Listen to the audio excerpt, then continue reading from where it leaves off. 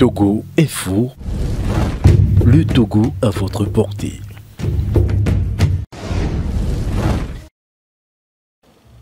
Allez à la prison civile de Lomé pour vous rendre compte.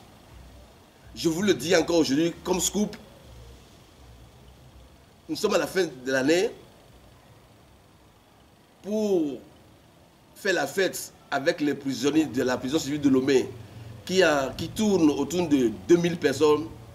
Ils ont acheté un bœuf. Un bœuf pour tuer pour 2000 personnes à la prison civile de Lomé. J'ai rencontré hier quand ils sont partis chercher les bœufs.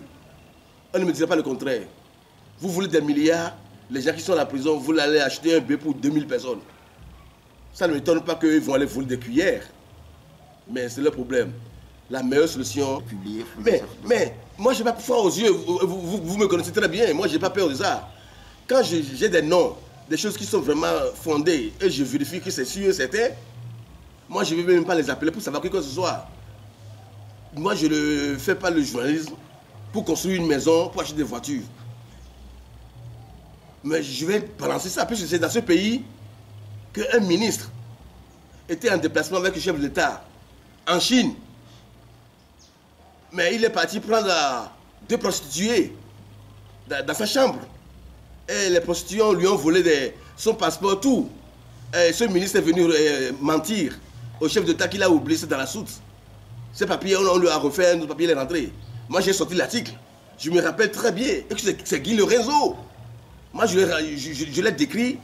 Et mais, on m'a appelé la hack pour me dire, mais, ce genre d'informations, j'aurais pu aller le voir pour ne pas écrire. J'ai dit, non, il l'a fait ou il n'a pas le fait. Moi, je dis ce que je pense. Si c'est fondé, je vais le publier. C'est même dans ce pays qu'il y a une députée du RPT Unir, de l'ancienne Assemblée nationale, qui a volé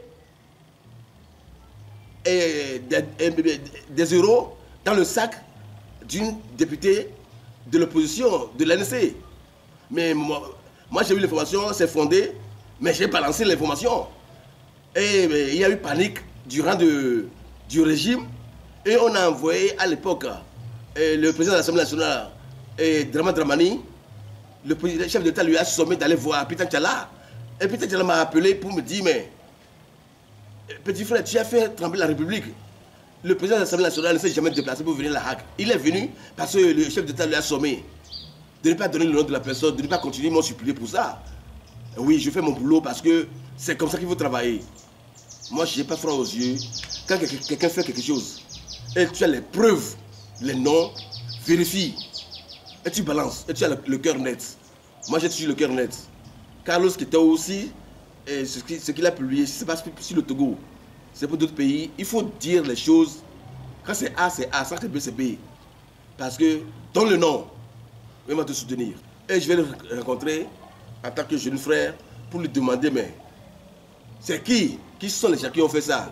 Donne-moi seulement le nom. Moi, je vais publier. Ils n'ont qu'à venir m'arrêter parce que moi, je suis prêt depuis longtemps.